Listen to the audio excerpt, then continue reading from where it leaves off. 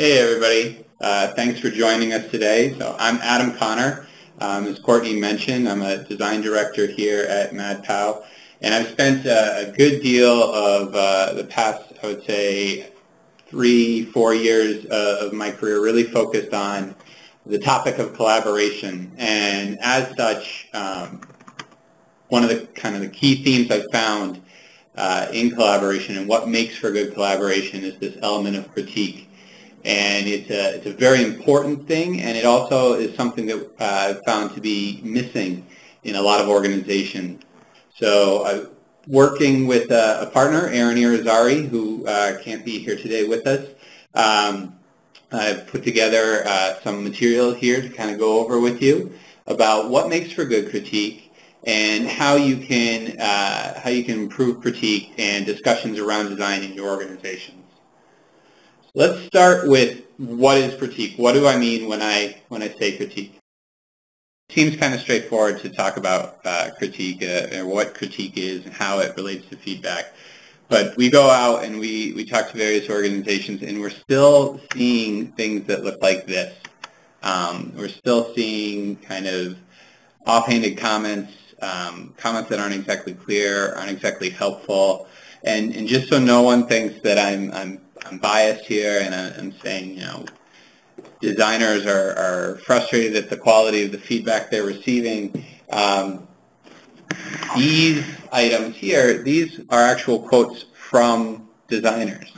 So this is a challenge not just for our clients. This is a challenge for everybody. We need to work at improving the way we talk about designs and the ideas we have so that we can become better collaborators.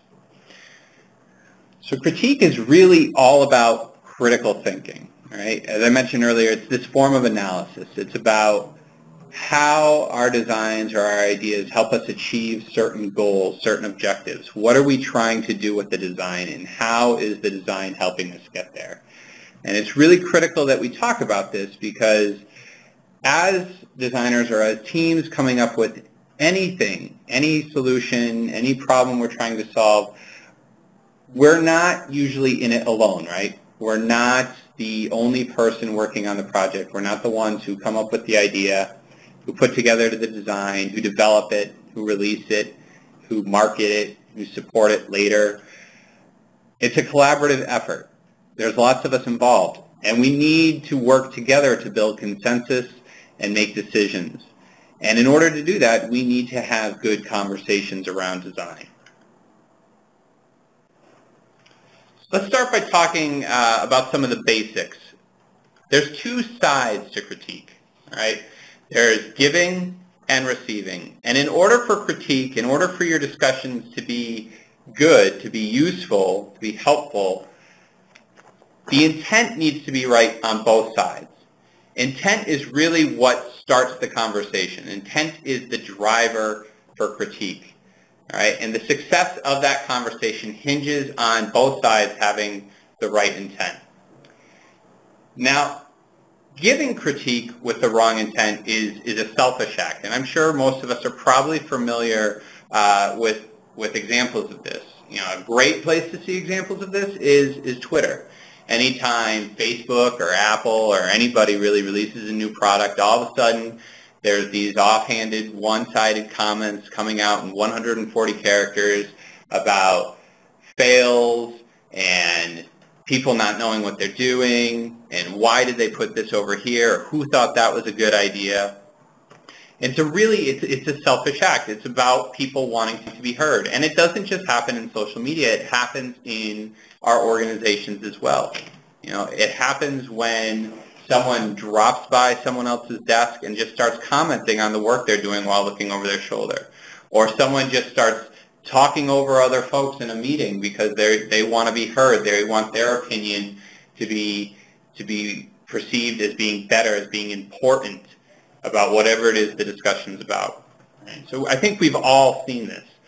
Well, critique with the right intent is completely selfless. Critique with the right intent is about wanting to understand the product, understand the design, help the designer with those understandings in terms of how they work towards meeting goals and objectives. All right?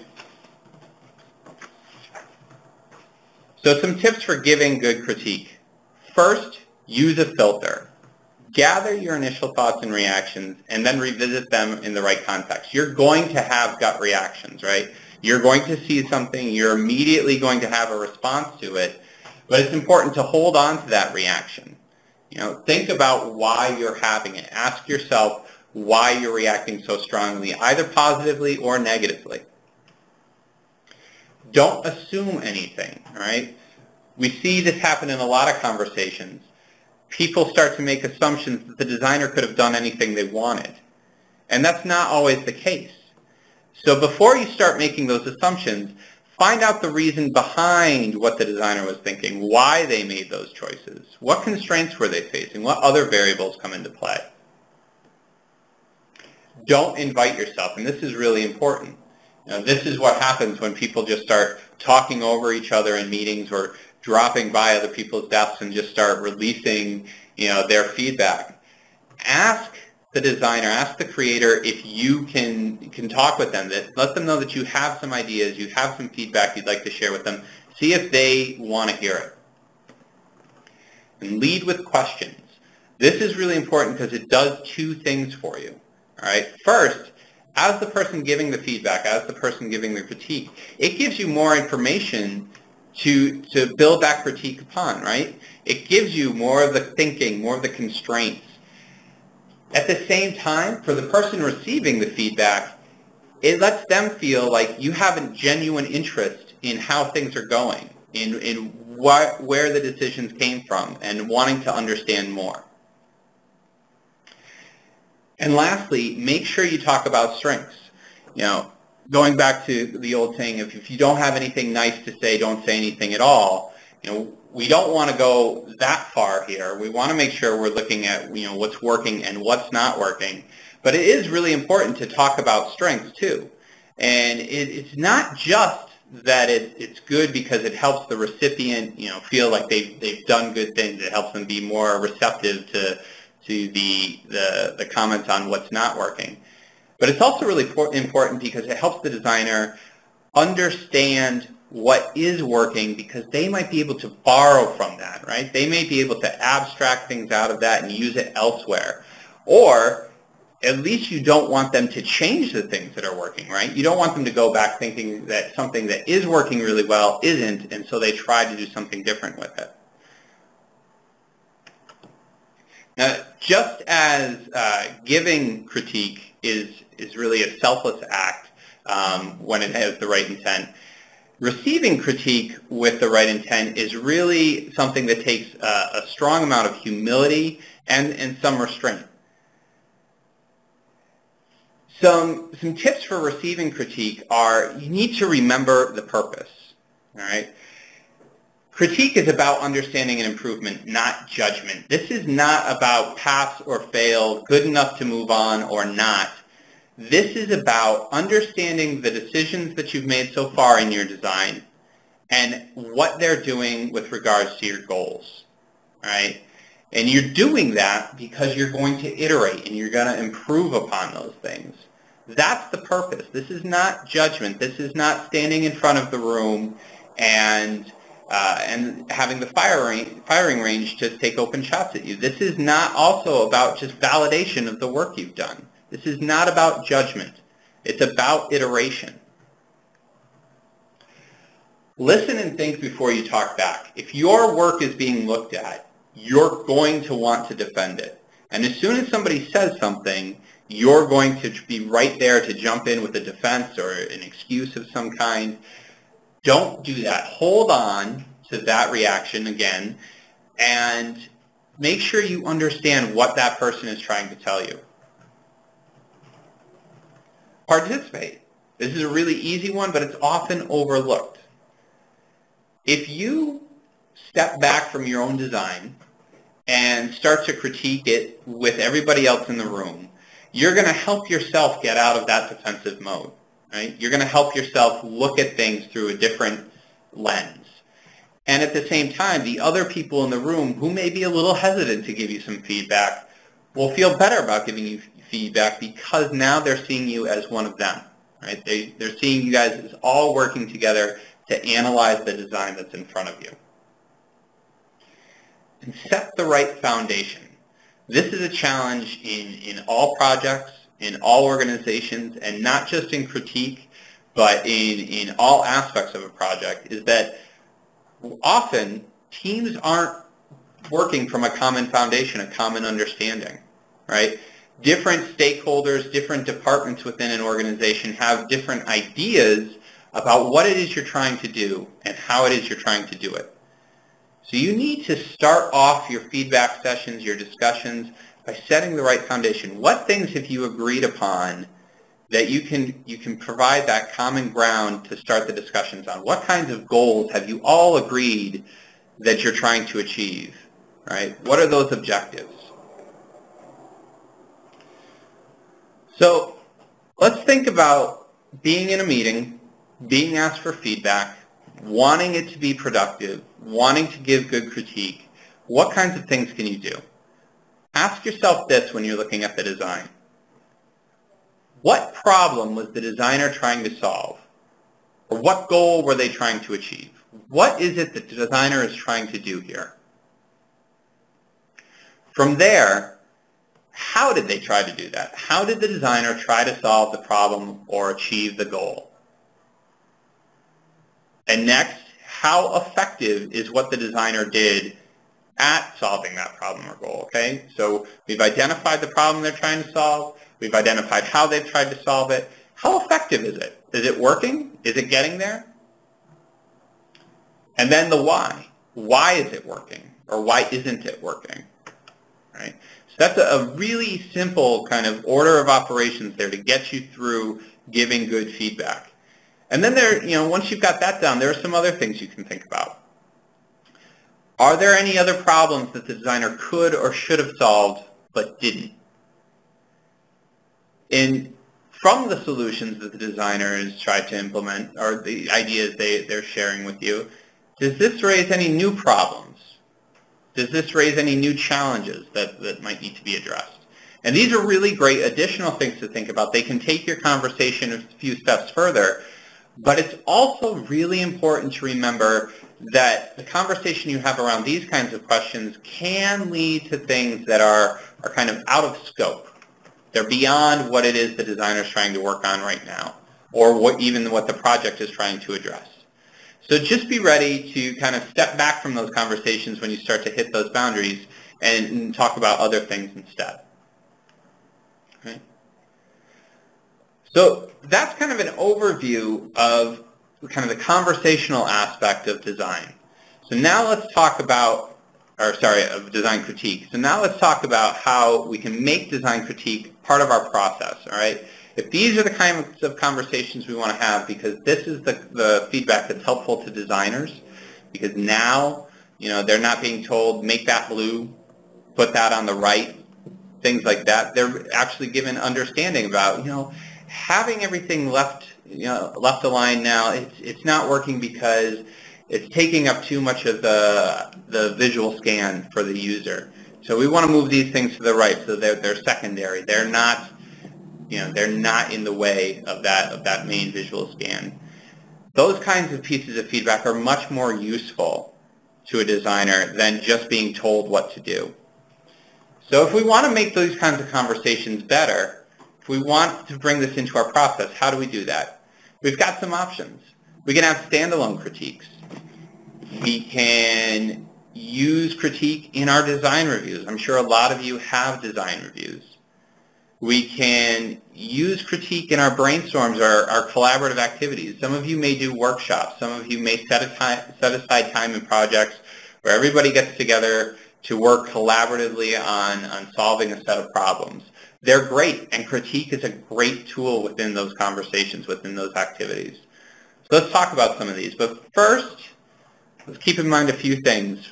For all of these different ways to integrate critique into your process, I want you to remember that critique is a skill. You're only going to get better with practice, right? So you can sit here and you can listen to me today, and that's great. You can buy books. You could go through an academic curriculum that has critique in it. But you're not going to get better unless you're actively practicing. You're actively paying attention to the conversations you have and working to improve them. I also want you to think about starting small. So we have a tendency when we have meetings to discuss designs, to discuss ideas, we're just going to start pulling in lots of people from lots of different directions because you invite one person, they're like, oh, well, so-and-so is involved with this, so they should be in on that conversation. So they invite so-and-so, and then so-and-so invites 4 more people, and then it just grows and gets out of hand. And it's really hard to have a productive conversation with so many people. So think about starting small. 2 to 3 people, cap it up to, maybe 6. Always think before you speak. This comes up a lot in this presentation. We, as humans, our brains work about 4 times faster than our mouths. And what that means is that if somebody is talking to you, someone is telling you something about your design, your brain is immediately latching onto the first few things out of their mouth. And then formulating a response while they're trying to finish their statement, and then just sitting there and waiting for them to basically shut up until you can actually respond. That's a natural tendency that we have, and we've got to try to fight it. Think before you speak. Listen to everything they're saying and make sure you understand it, and then offer your response. And choose who you critique with carefully, right?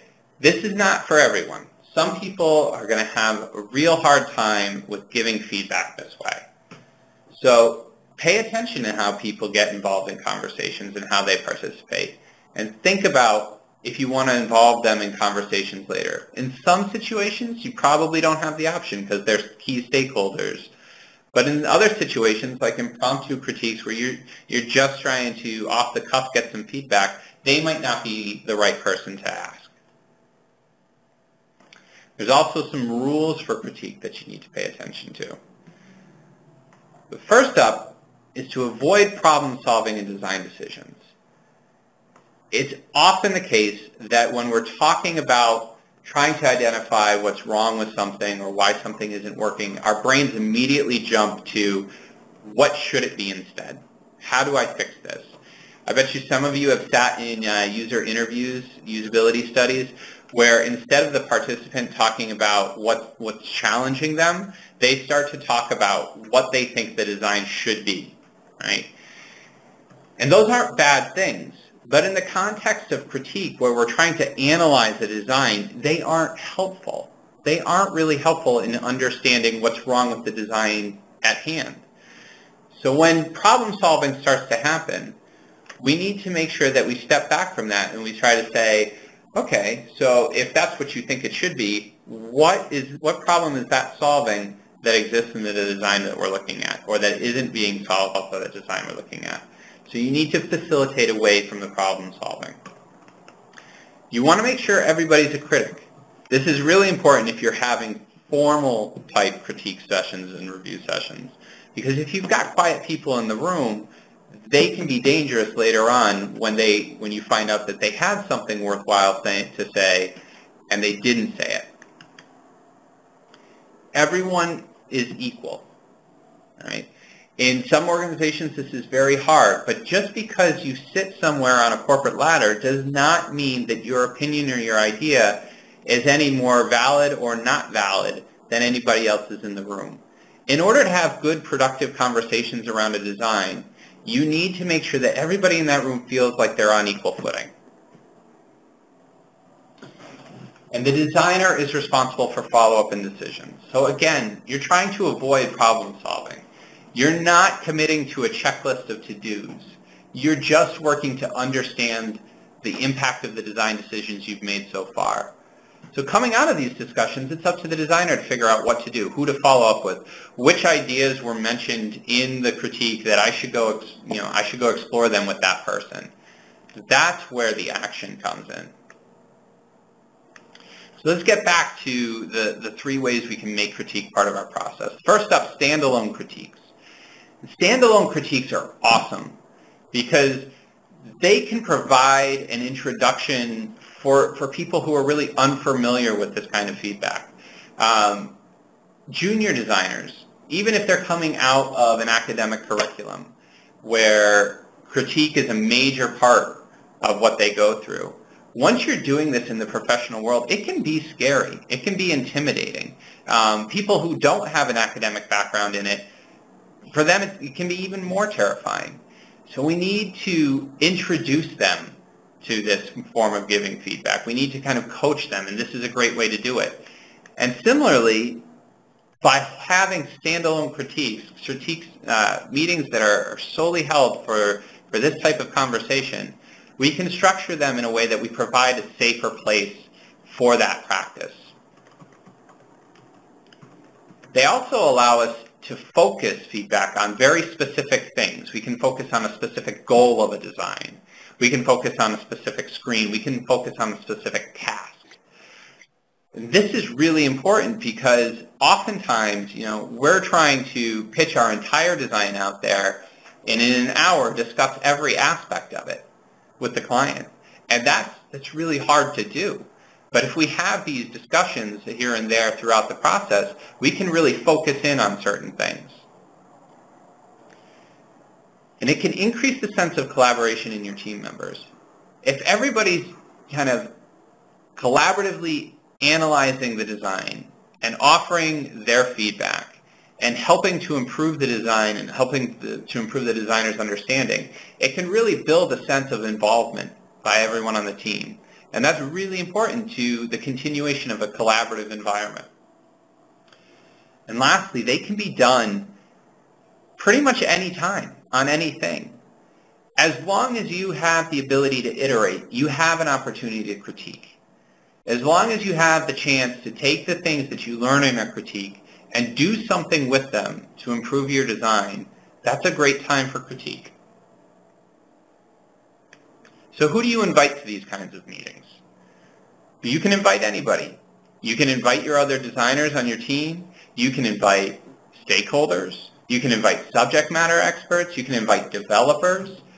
You can bring in anybody that you feel would be worthwhile.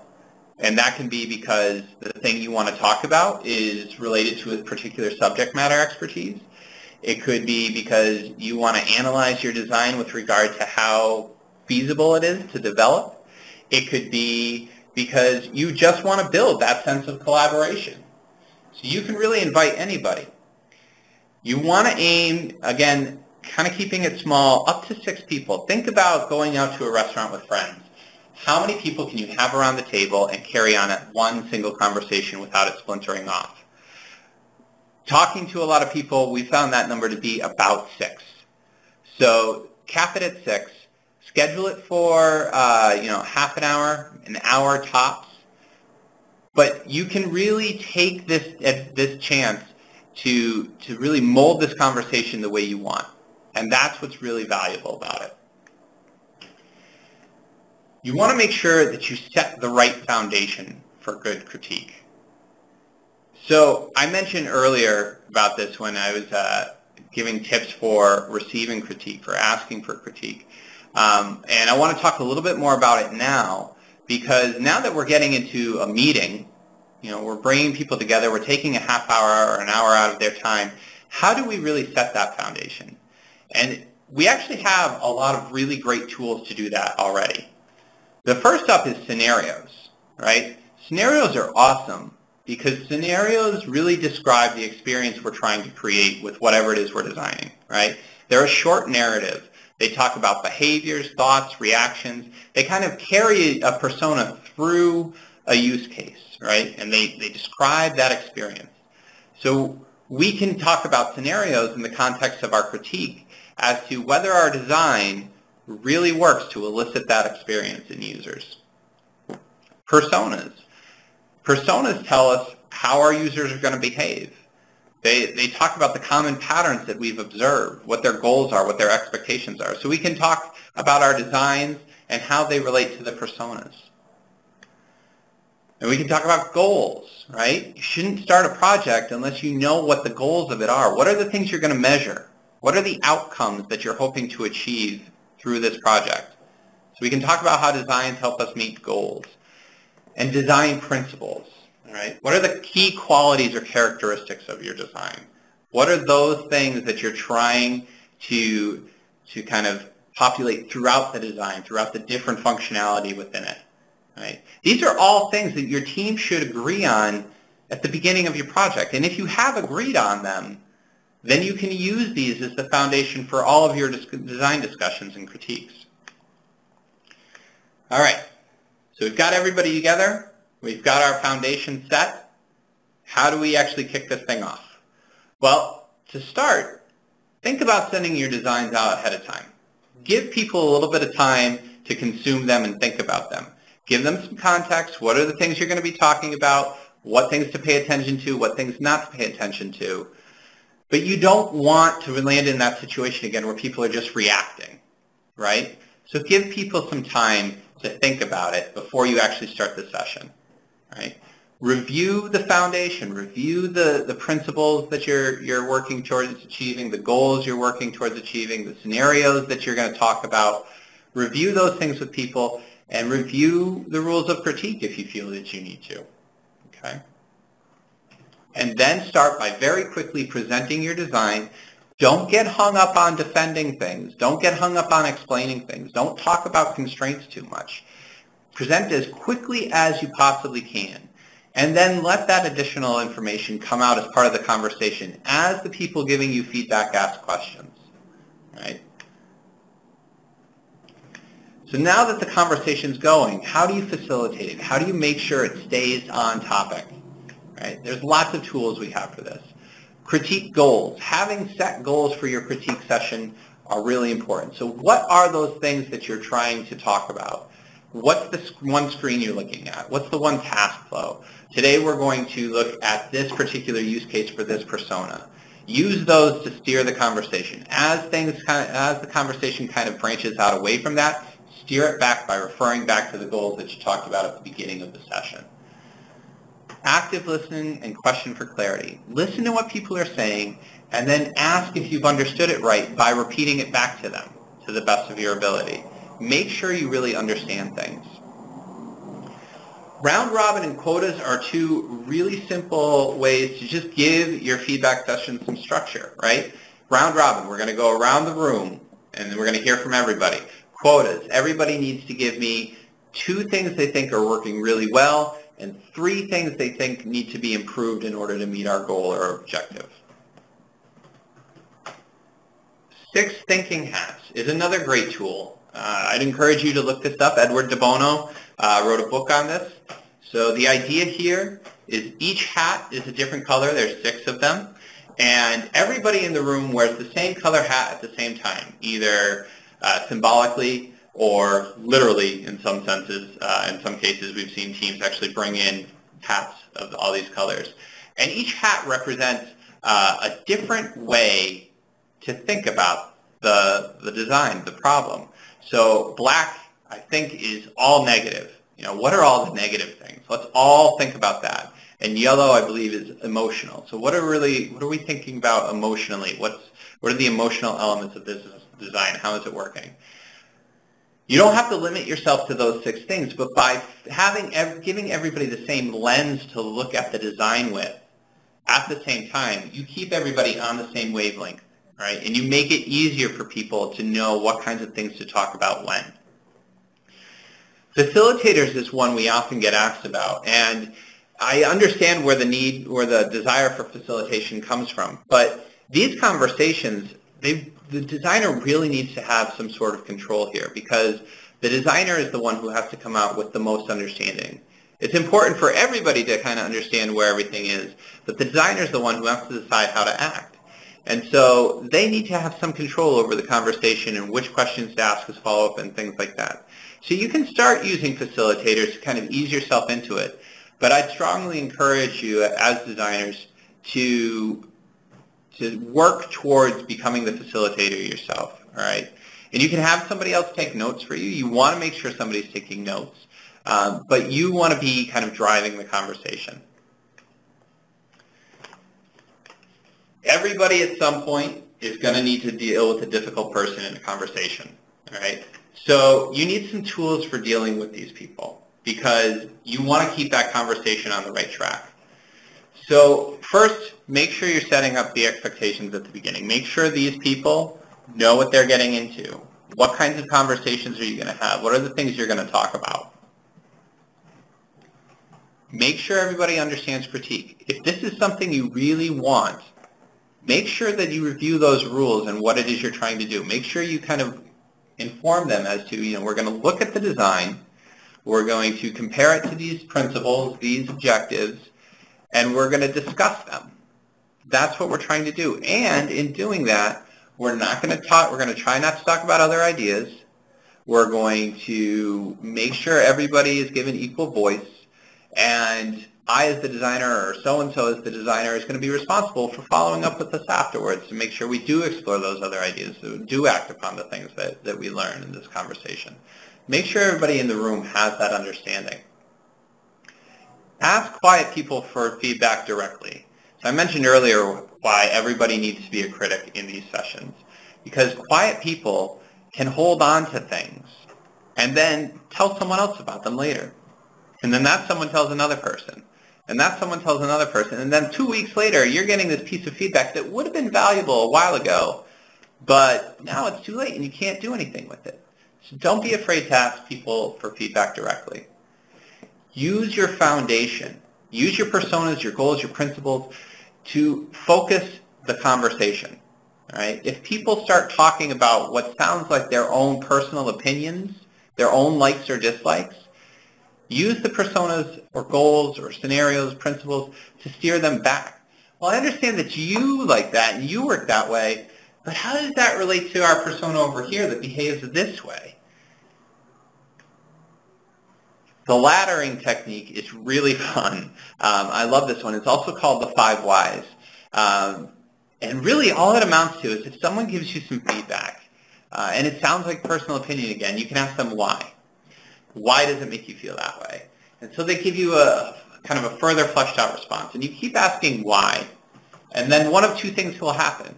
Either that person is going to realize that the feedback they're giving you isn't really related to what it is you're trying to do. It has no place here in this conversation. And so they leave it alone. Or they finally explained it to a point where it's useful to you. And also, don't be afraid to critique with people individually. Right? If you know someone is going to be somewhat problematic in a critique setting, but you need to get their feedback, and you really want it to be more of a critique and less of a here's all the things I think you should do kind of a conversation, don't be afraid to sit them down one-on-one. Right? A lot of people have a very different behavior pattern when talking one-on-one with someone than they do in a group. So if that's going to be an advantage to you, don't be afraid to do it. And what comes after the session? So you've gotten through it, you've collected your feedback, you've dealt with the difficult people. What do you do next? All right. Thank everybody. Make sure people understand that their feedback is really important to you and is really going to be helpful. All right. Take note of how people participated in case you don't want to use them next time if you have that kind of a choice. Send out an email later on with kind of a high-level capture of the notes, or send out the notes in their entirety. But make sure people know what it is you talked about. Talk about next steps. What are the things you're going to work on? Who are you going to follow up with to explore what types of ideas? All right? Let them know when you're going to meet again to discuss whatever the next round of changes might be. All right? So from there, let's talk about design reviews. Design reviews are meetings, a lot of organizations have them, and they're quite often where people think critique should be happening. But what we found in a lot of organizations is that design reviews are actually kind of problematic for critique. And there's a couple of reasons for those. So first, in most organizations we've observed, design reviews are more about approval than they are about iteration. All right? It's more about saying, yep, this is good, let's move on to the next step. And that's not what critique's about. Critique is about iterating. Often they're driven by a project timeline, right? That's why they appear in the project when they do, because by this date we need to be done with this and move on to the next step. Again, critique should be able to be done anytime because it's more about iteration. It's more about when you need a little bit more information, understanding about the design decisions you've made so that you can move forward a bit. Right? And they often have too large of an audience. And a lot of those people in that room don't have the right intent for a critique. A lot of those people there, they're there just to give their stamp of approval, make sure the things they want are there. You know, they're not there to actually understand and iterate on the design. That's not their goal. And often we see in design reviews, because they're used for approval, because they have this timeline driven by their project, that the things that come out of them is not this new understanding of the design. It's actually a list of changes. And that's not what critique is about. So how do we make the most of a design review? First, take control as much as possible, right? If you can be the one leading the review, do it. If you can be the one scheduling it, do it. Do that so that you can get ahead of things and you can set foundation and you can facilitate conversation.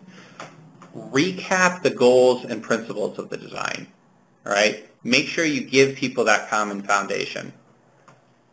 Use some of the same tools you would if you were dealing with difficult people. Use things like the 5 whys.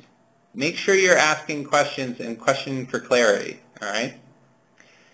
And don't rely on them for critique. If you really want to have these kinds of discussions in your process, be prepared to schedule them on your own or have impromptu ones with people you see at their desk when you just need some feedback really quick on something you just worked on, all right? Don't rely on design reviews to be your source for critique. And the last thing I want to talk to you today about is brainstorms and collaborative activities. So I personally have a strong dislike for brainstorms in general because the way they've been implemented in most organizations is kind of haphazard. Often we see people just kind of throwing these things together, hoping that, you know, by pulling people in a room together and working on a problem for a set amount of time, you're going to magically come up with a solution. So we've seen some challenges. First, they lack focus. The problem that you're trying to solve might be too big, too ambiguous. Not everybody has the same understanding of it. They progress way too quickly into groupthink mentality, all right? They lack certain structures to avoid groupthink, to avoid people just piling on idea after idea after idea so that everybody in the room is happy. And often we see them fail to generate more ideas than would be produced by a single person. And that's really what brainstorms are all about. Brainstorms, the idea behind brainstorms is that by doing them, you can come up with lots more ideas than one person individually could. But what we typically see in most brainstorms is one person comes up with an idea, then another person just offers a variation of that, and other people are trying to pick apart those ideas, and then another slight variation might come about. And you end up maybe with 1 or 2 unique ideas, maybe 3, and some variations of those, but you don't end up with a lot of different ideas. So how do we get around that? How can we build better brainstorms? We need to bring some structure into these workshops, into these collaborative activities. So I want to give you kind of a loose framework for collaboration and consensus building. So picture this block as your brainstorm session, all right? First, let's split it in half, all right? So we're going to have 2 halves to the session. The first session, the first half, we're going to do divergent thinking activities, all right? We want to have activities in this workshop that force people into coming up with as many ideas as possible, all right? And then on the second half, that's where we want to do our convergent thinking. We want people to start to think about those ideas they came up with in the first half and start to eliminate some and maybe combine some as necessary. So how do we get from one side to the other? How do we take all these ideas people have and start to whittle them down? Well, that's where critique comes in. If we take ideas and we start to analyze them against our goals, our principles, our personas, our scenarios, all those things that we agree we're trying to do, then we can start to build a common discussion around what things are working and what aren't, and what ideas should be eliminated and what ones should be retained. We're building consensus through that discussion. And that leads us into our convergent thinking. And so how do we structure this? Well, first, to do our divergent thinking, it's really great to do individual exploration. Let people come up with lots of ideas on their own at first, right? Give them short amount of time, limit their ability to overanalyze their own solutions, just as many ideas as possible. And then through that critique and that convergent thinking, that's where we're doing a group refinement, right? That's where we're having our conversations and we're starting to identify where the strongest ideas lie and where the weakest ones are that should be eliminated. And that's how critique can be used as a tool in our conversations, in our workshop activities, to really allow us to build consensus in a very natural way. Because it's coming about as this conversation, this dialogue that we're having about what it is we're trying to achieve and which ideas are the ones that help us get there. So to sum everything up, there are two sides to critique. There's giving and there's receiving, right? And it's really key that the intent be right on both sides in order to make it a productive conversation. The people giving the feedback have to want to help the designer understand the impact of the design decisions they've made. The designer has to want to hear that feedback so that they can iterate with it. Critique is a skill, all right? It's going to take practice in order to improve. So you need to be doing this constantly. And there are some basic rules that you can follow that will help you ensure good critique, that will help make sure that the conversations you have are the best they can be. Things like mutually understood and agreed upon goals are critical when you're asking for critique and when you're giving critique. When you're asking for it, you need to set that foundation, right? On the things that you want feedback on. What were you trying to achieve? And on the giving side, you need to know those things so you can give them the right feedback, so you can focus in on the right things. Learning to facilitate critique is really key. Facilitation is a core skill within critique, right?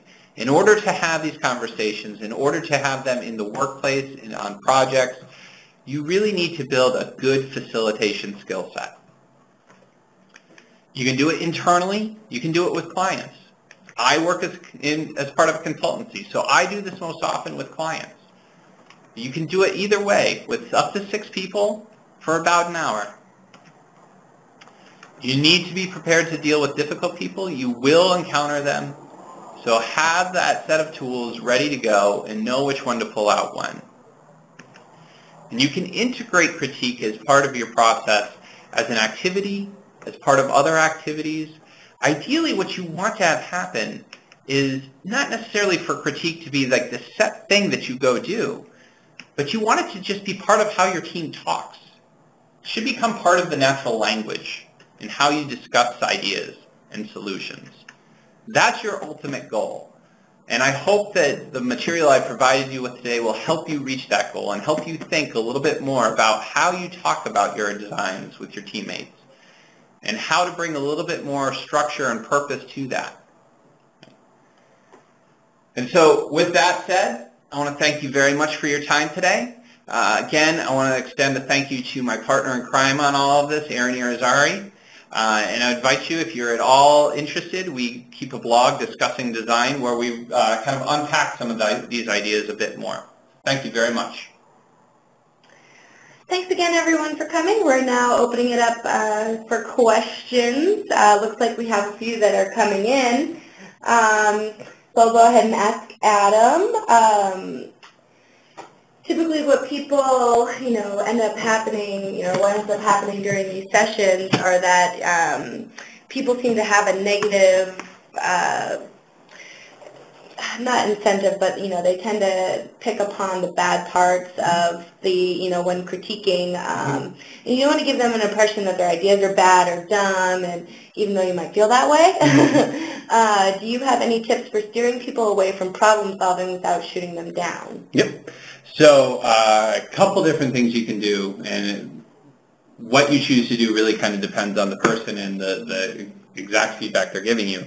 But the first and easiest thing to do is to try to re-articulate their solution to them and say, so I understand that, you would put it on the right, or, or whatever the changes that they're proposing, and then ask them,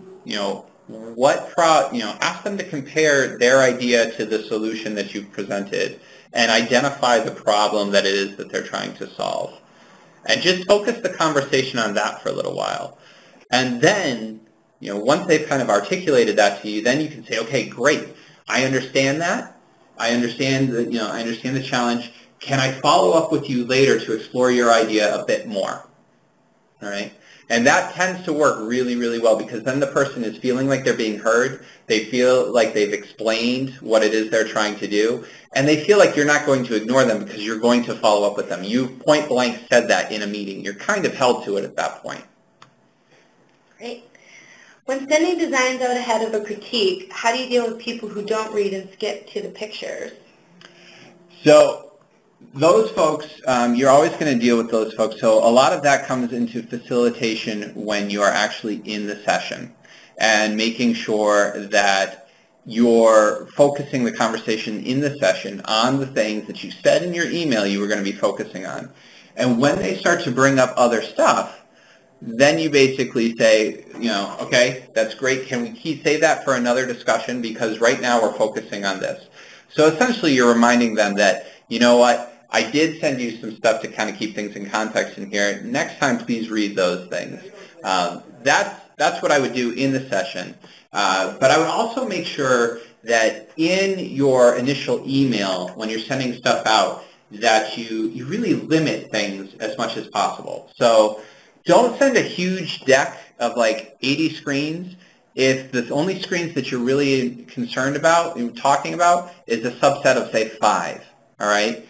And make your email really readable, bullet lists as much as possible. So make it as easy as possible for people to understand what it is you want to talk about without getting sidetracked. Yes, you will still have some of those people that skip, but then you can facilitate the conversation with those people later. Excuse me. What would you do if a person had a really hard time with critique? Say they cried during a feedback session or they got so uncomfortable. How would you go about either troubleshooting or problem solving during a situation like that? So as a director, I have run into that before, and it's really about taking that person aside and first explaining what's happening. Making sure that they understand what's happening in critique and why it's important, all right? The important thing to remember with critique is that as a designer, it should actually become something you want, right? It should become part of your process. You should want that feedback so that you know how to iterate, because iteration is key in design. So you have to make sure that that person understands that aspect of critique. And then you start slowly with them. So don't make them the presenter in a critique with clients where you're having 6 people and key stakeholders. Don't make that person do that. Do one-off critiques with them internally where it's just you and them. Start them slow. Start them just one-on-one. Then bring in another person. And slowly build them up. Critique takes a lot of practice, and especially for those who haven't been exposed to it in school, getting thrown into it in a professional setting can be really hard. So just start them slowly and be understanding that it is hard. Great. Looks like we have enough time for one more question. Do you have any recommendations about preparing for a presentation versus informal review? How much preparation is too much preparation? So I wish I had more time to prepare for formal presentations. I often find that my schedule doesn't allow for too much. But what I like to do is I like to make sure that I am very, very clear on the things that I want feedback on. And I kind of focus that down into a list of questions. And from there, I've probably sent those questions out. I've hopefully sent those out along with a recap of the existing principles, goals, scenarios, personas, use cases, etc.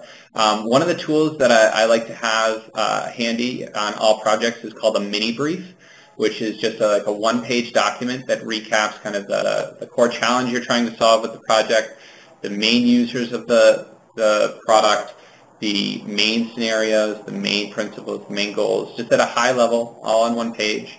I like to send that out ahead of time too, and I like to recap that at the beginning of the discussion. And then I just like to limit the screens I have in any kind of presentation deck to only the ones that are really important. So ideally, I like to maybe, that should maybe take me a few hours tops. And that's all I want to do. If you find that you're taking a lot more to prepare for these kinds of discussions, then I think what probably is happening is that the stakeholders, the people you're talking to, you're probably well aware that they have different ideas of what it is you're trying to do. You're not all on the same page to what the project is about. And so if that's happening, then I would take other action to make sure to get everybody on that same page so that the reviews you have in the future can be faster. Great. Well, it looks like that concludes us today. Thanks again, everyone, for joining us. The webinar recording with these slides will be available on Mad Pow's site by the end of this week, most likely in a day or so, and we'll make sure to promote that. So definitely stay tuned. And thanks again for Adam for doing a great presentation. He is pretty renowned with him and his partner in crime for hosting such presentations and talks about critique and design. And we hope that you guys are going to also stay tuned and see what's coming up next. Thanks, everybody. Thanks, guys.